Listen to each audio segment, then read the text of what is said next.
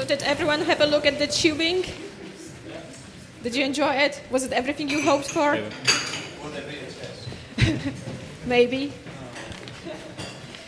So welcome back to the second part of tonight's Towpath Talks. And our next guest is Stu Allan.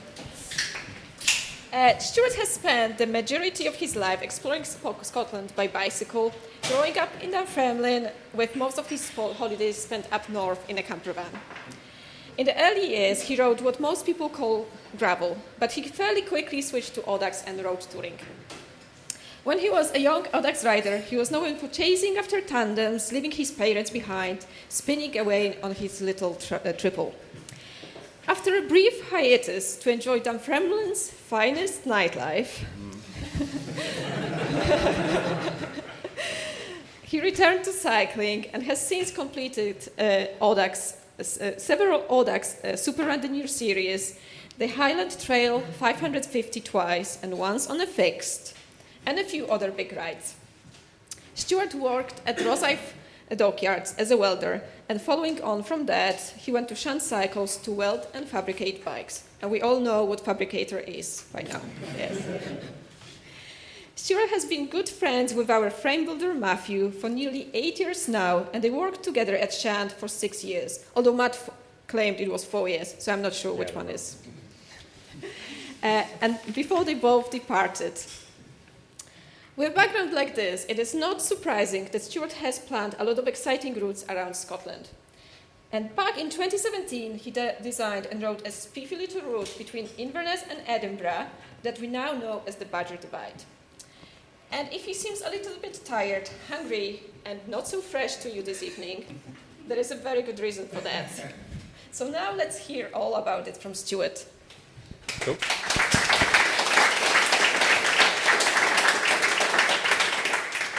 Thanks for coming along. So the Badger Divide, like you said, started plotting it out in my head in, I think it was maybe late 2016, and when I first kind of put it onto like a computer and ride with GPS, it was 2017.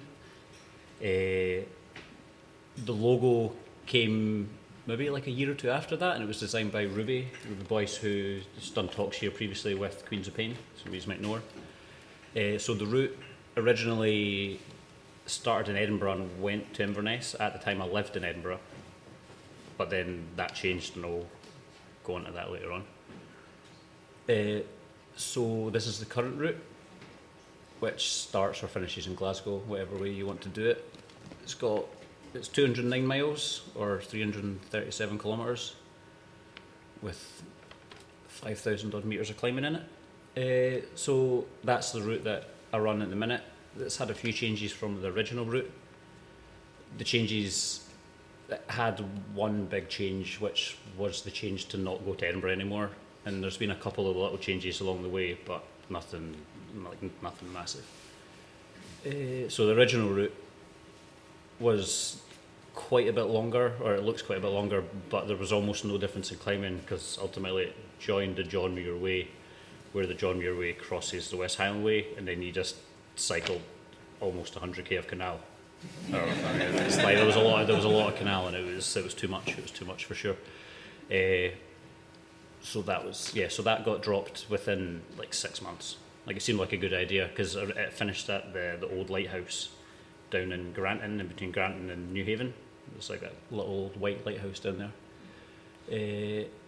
So when I was first coming up with the idea of the route, I was living in Edinburgh, and the idea was that myself and a few friends who used to ride with Edinburgh fixed gear would spend like a long weekend, and ideally you would be able to get the train back. And normally I don't really like point-to-point routes because it's just a faff, because you've either got to get there to get back, or you've like vice versa.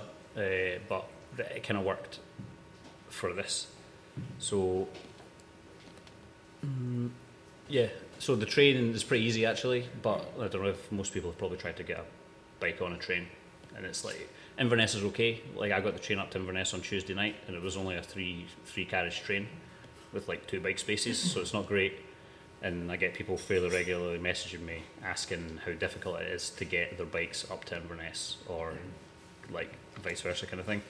If you can't get your bike on a train to Inverness, I think they've started a bigger train that goes to Fort William now on that line, so you can just get the train to Fort William, and they've got like a bigger carriage, and you can just ride up the Great Glen Way, which is on the route anyway, and it's almost the same distance, with almost, it follows the same route essentially. You're just doing the southern half rather than the northern half.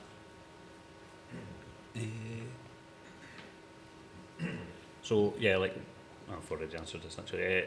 The reason, like why ride from Edinburgh to Inverness, logistically, it was fairly easy once you'd like just to go battering straight up the country. A lot of the route, like all of the route, is on existing trail or right of way. Like I just kind of joined up stuff that was already there. I'd ridden a lot of it around the middle section, so I'd done a little bit in the Trossachs, I'd done loads around Loch Rannoch and further north from there, and I'd done the Corrierick Pass, but when I first plotted it out, I'd never done any of the Great Glen Way, so I had no idea how good that was. I'd heard that it just went up and down relentlessly for no reason in particular, given that you could just cycle along the road. So it was a busy road, but yeah, like it's, which, yeah, the Great Glen Way is a pretty serious business. For yeah, the biggest thing I wanted to avoid a road wherever possible, or wherever there was a road. Like ideally, it wouldn't be a really busy road. So there is actually quite a lot of road in the route, but there's fairly large sections of off-road that take a fair old amount of time. So by the time you've done the off-road sections, you do a little bit of road, you're like, oh geez, this is pretty nice. So you do like all of Glen Lyon on road, and you do like a big stretch on Loch Rannoch on road, but the Glen Lyon section's probably more than 15 miles. You do the whole length of the glen almost, and then go over a big hill, and then you ride out another glen. But you hammer that in no time at all, so it's fine. Yeah, so as I said earlier, like it was all plotted out with ride with GPS. Like at like lunchtime at work when I was working at Shand kind of thing. Like it was done like super quick, and I was just kind of like fingers crossed that most of it would work. There wasn't anything on it in the original route that was like locked gates or no access or anything weird like that. Like it all kind of worked. Some of it turned out to be a bit rough, and you were like, because the plan was always to do it on a gravel bike, so there was a few sections that were, I kind of tried it, and you were like, this is less than ideal, because you're just like pushing through bog or whatever, and it's like stuff that like it was good some of the time but not all of the time. Like so if you did it in kind of the off season, it would just be terrible. Yeah, that goes on to why is it called the Badger Divide. So I've never seen a badger whilst riding the route. Have you seen a divided badger? Nope. Yeah, I've never seen a badger on the route. I'll go into this later on, but the Racing Collective use the route for one of their events, and they have a finish in a different point at Glasgow, and you do actually ride past a big like mural on the gable end of a wall. It's got a badger painted on it, but like that's as close as you're probably going to get to see the badger. The hot thing at the time was the Baja Divide when I was first plotting the route. My friend Rich, who's also done a frame building course with Matt, came up with the name. I'm fairly sure you were the first person to coin the Badger Divide. So that's why it's called the Badger Divide. It's not really for any deep meaning other than. How did you go from Baja to Badger? It's pretty close, you know. It's just.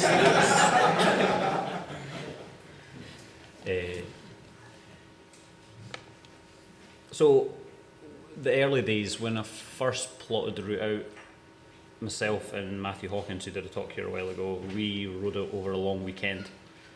I was fairly sure I knew where everything was and there wasn't going to be any issues, but the first section doing the Great Glen Way was so rough and took so long that by the time we got down at Fort Augustus, I was most of the way to being totally pickled. And then we went over the Corrierick Pass, which if anybody's not done it, it's just a total monster. Like you climb from basically sea level. I can't even remember how high it is at the top, but it's super high, and it takes some people like 2 days to do it. Like I've had people message me that say they've left Fort Augustus, pushed halfway up, stayed at the bothy halfway up, and then finished the rest of it the next day. Like it's wild. But the first time we ever rode it, me and Matt got out to the hostel at Loch Ossian, which is like another 30 miles away, and I had to chap on the door to ask if the lady would serve me some food, because I was just totally wrecked. She was just like, you do know there's a pub just over the horizon, just over there? And if any of you have ever been out to Loch Ossian, there's a pub at Carrower, like at the train station. It's wild, it's just like an oasis. There's this like amazing pub just tucked out there. So that got added into the route after that. So even people that are going for like the fastest known times, there's like this totally pointless like K&a half out and back to the pub, but like I've told people they're not getting their time because they've not gone to the pub, so like you have to go to the pub. So myself and Matt rode it early in, did I say 2018 is when we rode it, and then later on that year a lad called Mostyn, who is one of the kind of founding members of the Racing Collective, which is like a kind of not-for-profit kind of organisation that puts on races and events in the country. He somehow heard of the event, so he asked if he could come up and ride it with me. So myself and him pedalled it as far as the split of the route where it joins the John Muir Way, and he was heading to Glasgow, so he just continued on following the West Highland Way, and I rattled on into Edinburgh. And actually that was like the first time me and Matt did it. We didn't actually finish it. We got as far as Loch Earn Head, and then I think we kind of cut off and ended up going back to Stirling and getting the train because we just had enough. So yeah, the second time myself and Mostyn, like I did the whole ride, he did his ride, and he was like, oh, the finish was great, it was all on the West Highland Way and it was like a nice time, and I was just like, I think I had like I think it's 70k, just 70k a canal, and I was just like, nah, it's no good. Also, if anyone's ridden the Forth and Clyde, when you get to the Union Canal at the Falkirk Wheel, there's like a little turn bridge, and they close the turn bridge at like 8 or 10 at night. So if you're riding the route and you happen to get there really late, you can't get onto the Union Canal. You have to go like into Falkirk and just get lost in Falkirk, which is less than ideal. So loads of folk have ridden it over the years. I've not ever done promotion of the ride. Like the last few days I've been riding south on the route, and I've met 3 people all riding individually. I had somebody message me on Instagram say they've been doing it over 9 days. I've had a guy fly over from Australia to ride the route. I've had a few lads come over from Holland, and they were like riding it and they were like documenting it for a podcast and for like a website and stuff. So I ended up doing a piece for a podcast for them, and like it's wild that it has become a thing by not doing anything with it. Like I've just like I put it on Ride with GPS. I've no idea how it became this thing. And it's now on Commute, and there's like a Trail Forks. So there's one on Trail Forks, and there's all over the place. So the problem is now, like if I ever want to change the route, it's basically impossible because I would have to message a whole bunch of people. I briefly had a website and I bought a domain, and then I got my pal to do me a website, and then the website went down, and I've just never ever bothered to ever do it again. So it just exists, and I don't actually have any.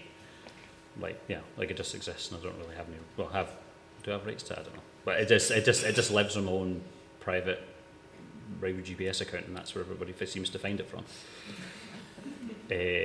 So these photos were taken on a group ride that I put on a wee while ago now, and so like Matthew Hawkins took a bunch of photos on this. This is all from the same ride, just as everybody's like scooting about. You can see how much fun everybody has in that top one there. Such fun. Then timescales, like the fastest person is like 16 hours is the fastest time, and then now it's been confirmed that somebody took more than 9 days to do it. So like it's people ride it in very different ways. And this will get me onto the Racing Collective. So when Mostyn originally contacted me, he wanted to use it in one of the races in his series. So they do 2 races in Wales, 2 races in England, and 2 races in Scotland. One of the races will be predominantly off-road, like they'll use the Badger route, and then they do another race which will have checkpoints, and it's mainly road, but there will be an option to kind of make a shortcut to cut your road down, but then you would have to like thrash through some bog for like 20 miles. So like it's whether or not thrashing through the bog is actually worth the faff kind of thing. So the Racing Collective events are really good. They have their event, Scott Duro, coming up at the end of the year, and that is on the Badger Divide. Yeah, and then what bike is a never-ending question. So originally it was 100% supposed to be a gravel route. Gravel bikes are quite different from what they were years ago. Like everything's got huge tyres now, basically. But I've ridden it on a mountain bike. I've ridden a lot of it on a road bike with 35mm tyres and mudguards, and it's like it's doable. And all the fastest times were all on gravel bikes until about a year ago, and then it's two lads from Glasgow. They both ride for the same club, and they both have the fastest times going in opposite directions, and they both did them on mountain bikes. So it just depends what you're used to. Again, like I remember being told with the Highland Trail, like the Highland Trail is super rough, but also don't underestimate the amount of road that's in that route. And the same as for the Badger Divide, it's nowhere near as bad as the Highland Trail. You know what I mean? It's like it's nowhere near as rough, but there's big road sections that if you do take a mountain bike, if you're happy to ride a mountain bike on road, then it doesn't really make any difference. But for me, it's strongly like a gravel route. Some bits are pretty terrible on a gravel bike though. That's mainly the Great Glen Way and the Corrierick Pass. So if you're heading south, I get quite a lot of people will do the first 50k and then just leave the route and be like, nah, this is too much. You told me to bring the wrong bike. But once you get over those, if you can hold on, like a gravel bike, yeah, like the ideal bike is probably a bike that's about 70% appropriate for the first 50k, and then the rest of it's like a really nice time. But yeah, it doesn't, like for me, like that bike there is what I rode the route on. Like that bike with gears would be perfect for the route, because it's got like a big old front tyre and a little back tyre, and you'll just be absolutely flying. But yeah, gears are pretty good.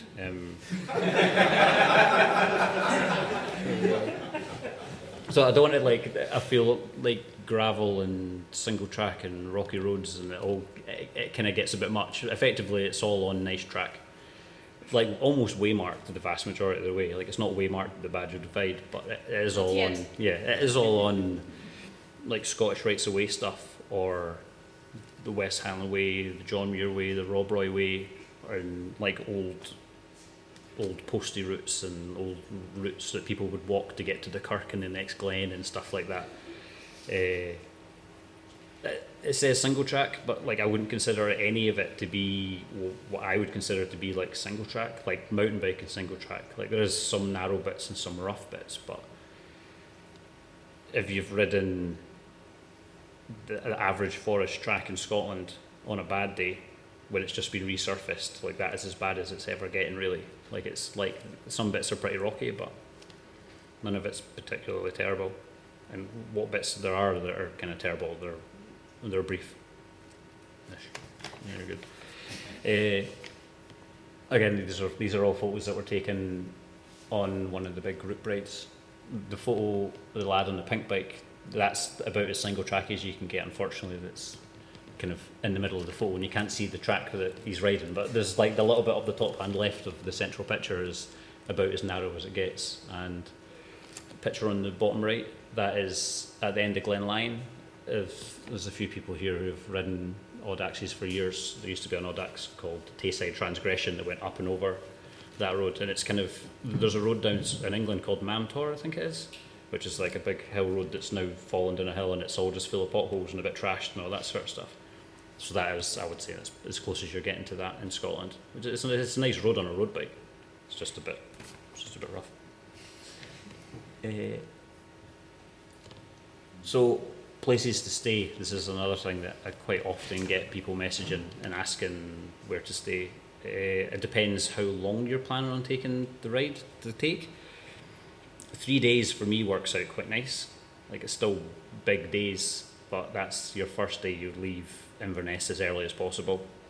Ideally you get over the Corrierick, and then that means your first day is only 40 miles, something like that. but it's got close to half of the overall climbing in it. So like the first bit it's pretty heavy duty. There's a couple of bothies really close together as you're going over the Corrieric.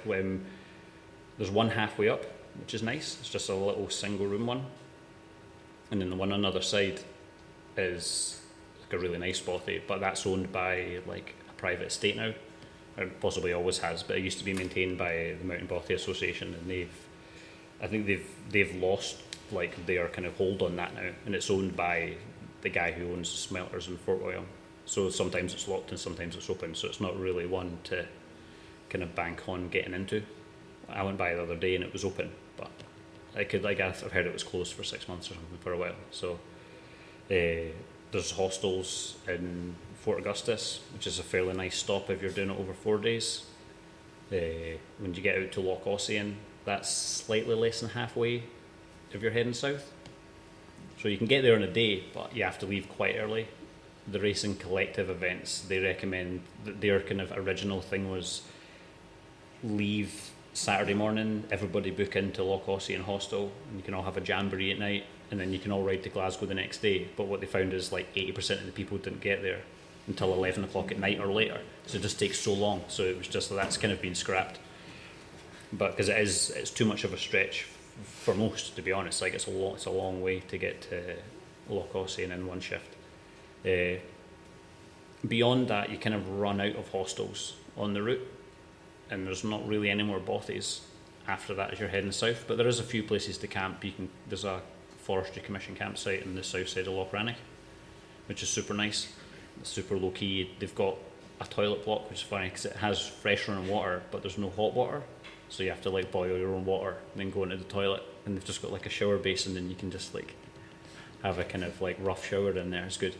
And then when I did the route there, I took a bivy bag, which I thought would be fun because it's like summertime, but it rained all the time, so I couldn't really use it, and I just had to sleep in like a little hut one night, and then I ended up booking into the hostel at Loch Ossian because it was supposed to be like 50-mile-an-hour winds and torrential rain all night, and then I ended up staying in a little hut thing further south. But I would recommend taking a tent more than a bivy bag, especially because the midges are totally chronic from just outside Glasgow basically all the way to the top most of the time.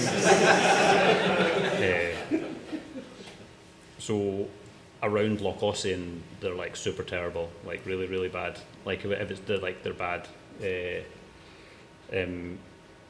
couple of times the first time I rode the route with Matt, we left Inverness station quite late, and then we just pedalled out of town up the hill a little bit, and we're like, we'll just camp here, it'll be nice. And we just had our bivy bags, and then we woke up like 3 hours later like, I'm real itchy like, and it was just getting savaged by. So it's if you can take a tent, or if you're happy to have set stops in the route and use the hostels, or book somewhere a little bit further south. Or there's hostels off of the route the further south you get, but you have to, like, if you're happy to do 7 miles or whatever off the route just to avoid having to sleep in a plastic bag, then it's pretty good. So this is a little video. So all the photos previously were from like a group like event, and one of the lads who went, Dave King, he made a little video of all the bits and pieces that you'll see along the way. So this is a little video, and it's got basically a bit of everything. It's kind of small, but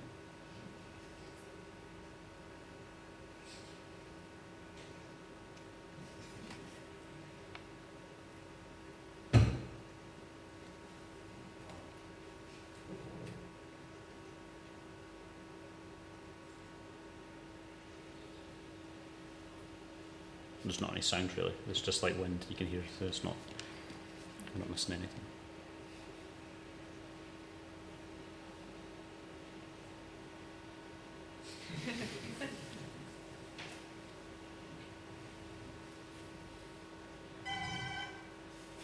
There's a bit of sound.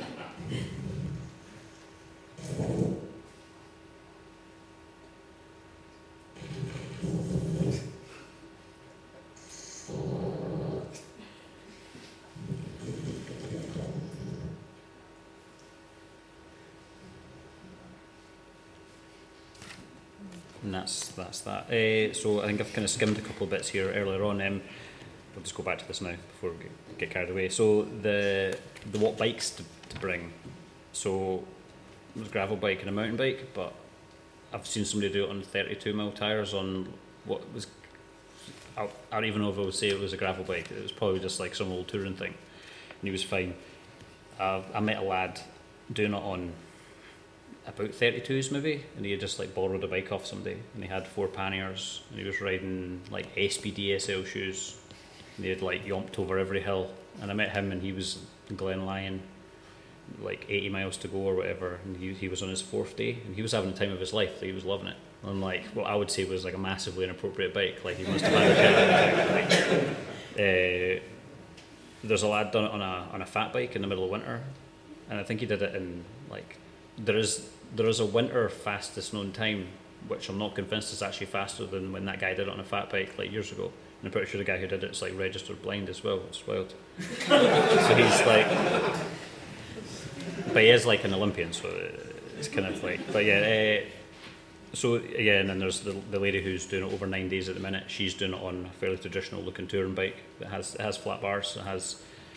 She has front and back racks. She doesn't have panniers on the front, but she's got 2 panniers on the back. And I've known plenty of people who have done the route on bikes with panniers. And again, it's all on roads that people have cycled for years and years, like Corrierics, like super old, and like all the rights of way have been there for a long time, and people have done them on significantly worse bikes and worse clothing than we have nowadays. So it's a pretty accessible route. It just depends how long you want to take and how much fun you want to have, you know. And then yeah, I normally run events on the route, like a kind of low key. You have to kind of word it correctly, so if anybody falls and hurts himself, you're not liable. But so basically, I've run events in the past, and I will do a group start and turn up for 7 a.m. on a Saturday morning, and we'll all ride off and probably never see each other again because we're all going slightly different speeds, which didn't really work that well because you just never saw anybody again because everybody was going at slightly different speed. So I did a group finish, and it was just leave whenever you feel is a good time, so you can get to Glasgow for a specific time, or at least in a window. But then that made a lot of confusion because I had people asking if they could finish the next day. And I was like, that's not really how the group finish works, but it's not. And the first year I did a group event, we actually had quite good numbers, which was weird because like, it wasn't really a thing and nobody really knew what it was. I had maybe, I don't know if it was like 15 people or something like that.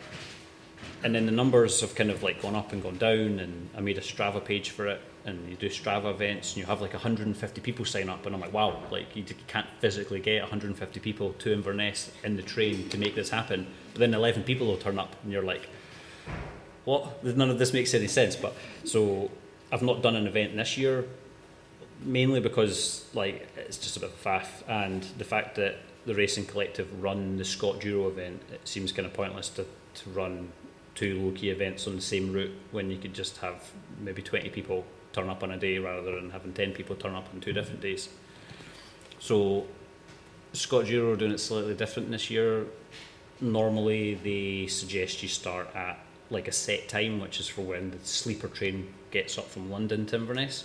So I always thought it was a really late start. You would start at like 10 a.m. and everybody would have to try and get to Loch Ossian in time, which is why everybody was late, because you'd already lost 4 hours of the day. But they've now changed that to a group finish instead. So the idea, it still takes 2 days, but just leave kind of whenever you want. They suggested that you leave on Friday, but nobody's really policing it, and you don't win any prizes anyway, so it doesn't really matter. So they have their finish at the Dry Grape Brewery, just next to the Tennent's factory in Glasgow. So you basically follow the route to the end and then have to mash your way through Glasgow city centre to get to Dry Grape. But yeah, if anybody fancies doing it, they've got a website. It's all on their website, and they've got like a thing you can just sign up on Strava, and it should be alright. Like I think they generally get about 15 to 20 people to turn up. And if they do the group finish, it should be pretty good. Quite fairly regularly, you'll get a big squad of people from Glasgow will turn up, like from a cycling club, and everybody you'll get a big bunch of them, and they'll all like ride together.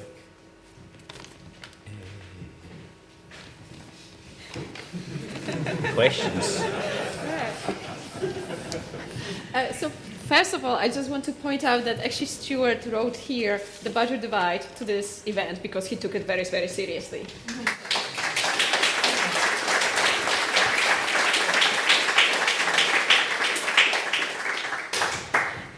So actually my first question before, well, I'll have all the questions about Badger Divide. I would like to go briefly back to your frame building career. Yeah. While at Shant, you welded Jenny Graham's Around the World bike, and I'm gonna tell you, like, when Tom was reading the book to me, because he reads books to me, and I got so excited when his name was mentioned. I know him, and he's in the book. Like, here. So she wrote in her book that it was your first ever bike weld. After my return, Stuart would tell me about watching my progress with fingers crossed that he hadn't mucked it up. I would have never known. The joints in the steel were a masterpiece. Could you tell us a bit more about that? Yeah, so I used to work as a welder at Rosyth Dockyard, and then like I'd always ridden bikes and stuff, but I'd never really ever dreamt about building a bike. I never worried about bike spec or frame spec or any of the kind of complicated stuff that goes into bikes. The job popped up on Instagram to weld bikes at Shand, and I was just like, surely they're going to want somebody who knows about bikes than somebody who can weld. Like, I can weld, but I don't know anything about bikes. And the job sat there for a while, and I had loads of people message me and tell me to apply. So I ended up applying. Myself and one other guy applied. The other guy who applied said he wasn't interested in making bikes, he would just weld the bikes. Which isn't really how making bikes works. Like, you don't. It's like 90% fabrication and 95% fabrication and like 5% welding. But as I'd worked there for a little while, as Matt mentioned, there was a lad called Paul who was moving to Berlin, and he had to like whirlwind teach me how to build bikes in like a month before he left, basically. And I'd been there for a wee while. I could weld like bits of metal this thick going into aircraft carriers, and also the process for welding bicycles is like TIG, which is like this kind of elaborate fancy thing that's a bit of a faff, and it's whereas like ship welding, you're just making a big mess. So yeah, it was a steep learning curve like welding bikes. I'd welded two kind of test frames before, but they were like pretty ropey, and they weren't ever going anywhere. Like, they were just floating about the workshop to never be used for anything. And then at that time, the previous welder was coming in doing contract work, and he was welding bikes as I was kind of getting up to speed. And then at the time, Stephen was just like, you need to start doing your job. So you need to start welding bikes. And I was like, oh geez. So Jenny's bike, like Matt was saying, like some of the tubes are super thin, and Jenny's like round the world bike was like, oh, we'll use like the best tubes going. Well, how we use this one? It's like 0.65 mil thick. So I was like welded this thing, and like it was fine. Like, it was structurally fine. Like I feel like, I don't want to make this sound like it was a bad bike, but like some of the welds were a wee bit bobbly, but that doesn't mean they're bad. They were just a little bit bobbly, you know. Because you and the previous painter had to put a wee bit of filler on them to make them look nice. So Jenny was like, oh, they look real good, but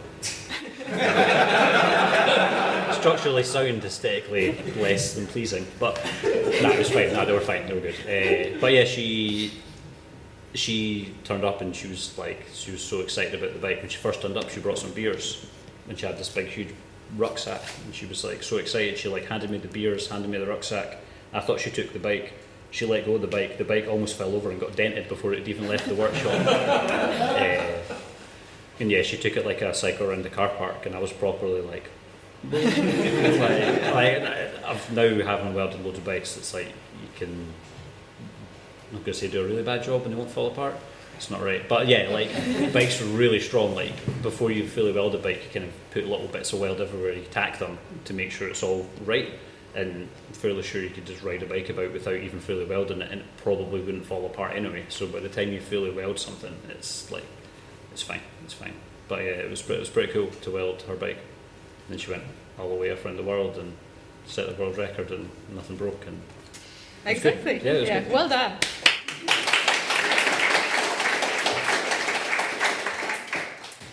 Could you tell me what FKT is, and how do you feel about your personal project becoming the subject of competition. So FKTs or fastest known times, I like that. I like it. Like, what's not to like about people managing to go really fast? Like when we first rode the route, took myself and Mostyn did it in 2 days. We were like, that's fine. And like, oh, it'd be cool if somebody could go less than 24 hours.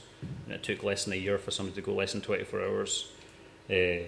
And then it kind of floated around 24 hours for like a year and a half or 2 years maybe, and then it like dropped sub 20, and then now the fastest time's wild. The fastest female time heading south is like 19 hours, 34 minutes. And that was by a lass called Kerry McPhee, who, like, if folk know like the kind of gravel scene in Aberfoyle and stuff, they will have heard of her. And then the fastest time for a guy is 16 hours 19 minutes, which is insane. Like, it's wild. And the funny thing is, the route feels quite different depending on what way you're riding it. Like, if you're heading south, it starts really hard and gets quite easy, and then other ways kind of it starts easy and gets hard at the end. But the times have always been really close. Like, there's almost a 40-minute gap between the guys' times now. Like, the heading north's a little bit slower. I think it's just because everybody just wrecks themselves, and then they've got the hardest bit to go right at the end. But yeah, like, all male and female times are well below, like, well, the going north fastest time is 21 hours for a female, but the guys' times are getting lower and lower. And I've already been messaged by a couple of the guys who have the fastest times, asking if the route's changed because they're wanting to go and have another crack at it to see if they can knock some more time off. Because the fact that it's two boys who are pals who have the fastest times either direction, and I suspect that one of them's going to try and hold both of the times at the same time. You mentioned they're from Glasgow? Yeah, it's two lads. There used to be a group around there called Almanac, which was like basically just a bunch of pals who kind of made their own kind of club, and a lot of them rode their own. Like, there was a lad ordered bikes in, like Thai bikes, so they all rode the same sort of bikes. So what's the most challenging part of the route, and is it by design or just happened? It's a tough one. So the Coreric Pass is super tough, but it's also considerably easier if you're heading north because you're already kind of up in the Cairngorms and you've made a bunch of that climbing up. And there's a big long run in to the bottom of the hill, and then there's just some switchbacks that you can push up in like 15-20 minutes, whereas the other way, it takes folk like a day. So that, for me, is the hardest bit, but then the Great Glen Way section is just super arduous in either direction, so there's kind of no escaping that. So it's probably the Great Glen Way section, because it's either like a really horrible start, which people mostly aren't prepared for, or a really horrible finish, which people aren't prepared for. And especially if people have got a train booked, say they're getting an evening train, they'll be like, oh, that section's only 50k, it's only 60k or whatever, I'll get that done by lunchtime. And then Matt and Graham who are here, they had to rattle up the road because they didn't have enough time to get that section done, just because it's just horrible. And if anyone, the route was never designed to be a thing, so it's never really designed to be like super rigid. Like, if people are going for fastest known times, you have to stick to the route. But the Great Glen Way section has a high route and a low route, and when I plotted it, I just picked a bit of both. And the low route is significantly easier than the high route.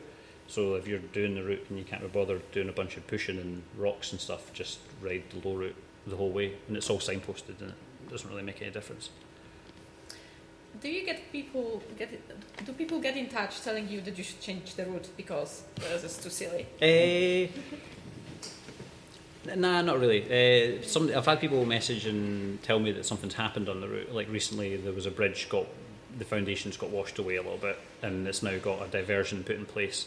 So I made the first permanent change to the route in quite a few years, which is a bit of a pain because I had to notify. Well, I did a post on Instagram, and then people got in contact with me from Komoot, and they said that they would change the route at their end, kind of thing. When I was in Loch Ossian on Wednesday, there was a lady there who was riding south, and she mentioned that some of the stuff in the Great Glen Way was really rough. It was like too rough, and if I knew that I could go another way that wasn't quite as rough. And at the time I actually thought it was because she was riding a gravel bike, but she was riding like a really fancy carbon full suspension thing, so it's just like, you can't really complain if you're riding a mountain bike. So yeah, But yeah, it is. If you carry a lot of stuff, the Great Glenway section, it's a fair old amount of pushing, you know. It's just less than ideal. All right, shall we take some questions from the audience now?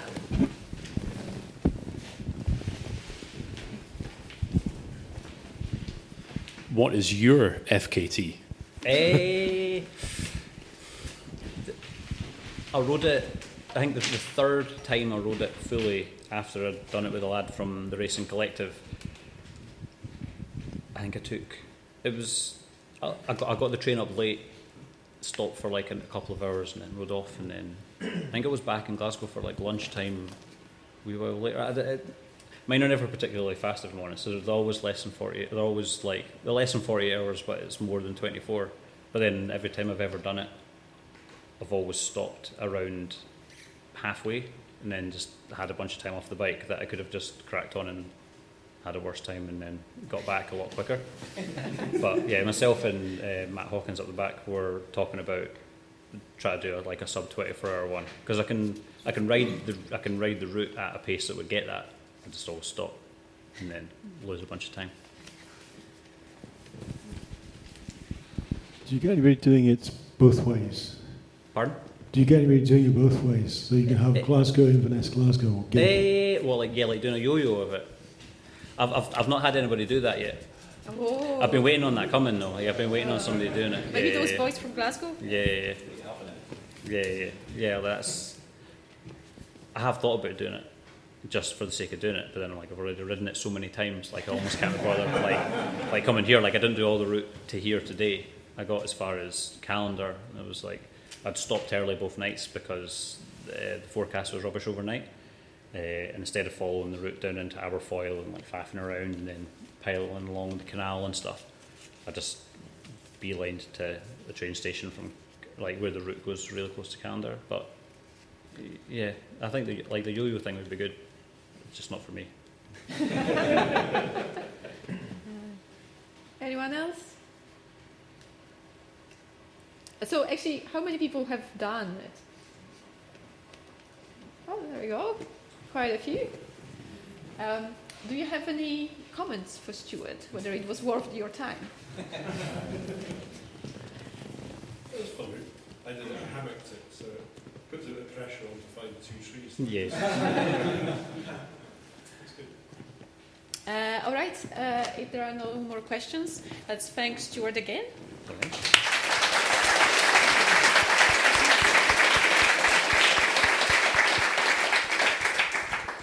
And thanks everyone for coming. Our final talk. Could you do one more? Yes. So our final talk before the summer break will be held on the 28th of June. And we'll have Cheryl Hutchins talking how she became a GB athlete in her golden years by an accident. And we'll have Helen and Mike Langridge, who are here in the audience today. And they will be talking about their encounters with kindness, tales from a long bike tour, which happened to be their second or third date as well. Oh, maybe more than that, but roughly that. Right. So we hope to see you there. So meanwhile, we're off to the Cameo Bar, so please come and join us. And let's have another round of applause for the speakers.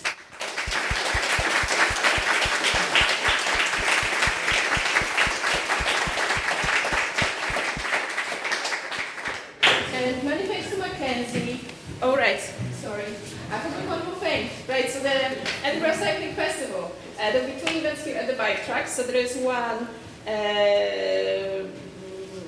how to break the Trans-Europe Cycling World Record in 10 easy steps. And there is the second part of the talk about psychology. What can psychology tell us about creating healthy, happy places? And that will be on the 2nd of June, which is Sunday.